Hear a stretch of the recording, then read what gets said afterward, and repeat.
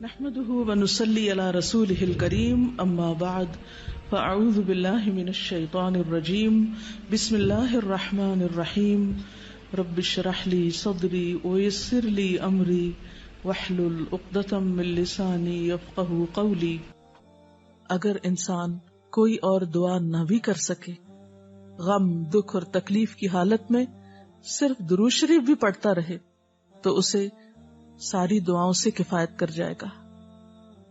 ایک حدیث میں آتا ہے، حضرت ابی بن کعب رضی اللہ تعالی عنہ کہتے ہیں کہ میں نے آپ صلی اللہ علیہ وسلم سے عرض کیا، اے اللہ کے رسول صلی اللہ علیہ وسلم، میں آپ پر کثرت سے درود بھیجتا ہوں، یعنی بہت زیادہ آپ پر درود بھیجتا ہوں، اپنی دعا میں سے کتنا وقت میں درود کے لیے وقف کروں، یعنی جتنی میں دعائیں مانگتا ہوں ان میں سے کتنے وقت کے لیے درود پڑھا کروں، یعنی آپ پر دعائے رحمت بھیجوں یا آپ کے لیے دعائے رحمت کروں۔ درود کا مطلب یہی ہوتا ہے۔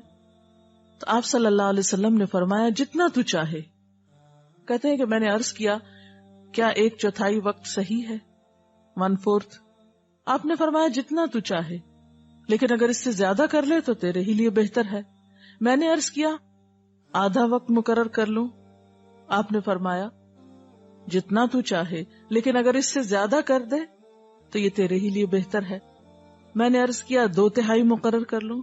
آپ نے فرمایا جتنا تو چاہے، لیکن اگر زیادہ کرے تو تیرے ہی لیے بہتر ہے، یعنی تجھی کو اس کا فائدہ ہوگا۔ میں نے عرض کیا، میں اپنی ساری دعا کا وقت درود کے لیے وقف کرتا ہوں، یعنی جتنی دیر میں اور دعائیں مانگتا ہوں وہ سارا وقت صرف آپ کے اوپر درود بھیجنے کے لیے وقف کر دیتا ہوں۔ اس پر آپ صلی اللہ علیہ وسلم نے فرمایا، پھر تو یہ تیرے سارے دکھوں اور غموں کے لیے کافی ہوگا اور تیرے گناہوں کی بخشش کا باعث ہوگا۔ گویا اگر کوئی شخص دعا نہ بھی مانگ سکے، اسے بعض اوقات انسان کی ڈپریشن، غم، دکھ، تکلیف اور پریشانی کی وجہ سے ایسی حالت ہو جاتی ہے کہ انسان اپنے آپ کو بھی بھول جاتا ہے، اسے کوئی راستہ نظر نہیں آتا، اسے سمجھ ہی نہیں آتا کہ وہ مانگے بھی تو کیا مانگے۔ بعض مسائل زندگی میں ایسے ہوتے ہیں، بعض پریشانیاں اس طرح انسان پہ آ پڑتی ہیں کہ انسان ہوش و حواس کھونے لگتا ہے۔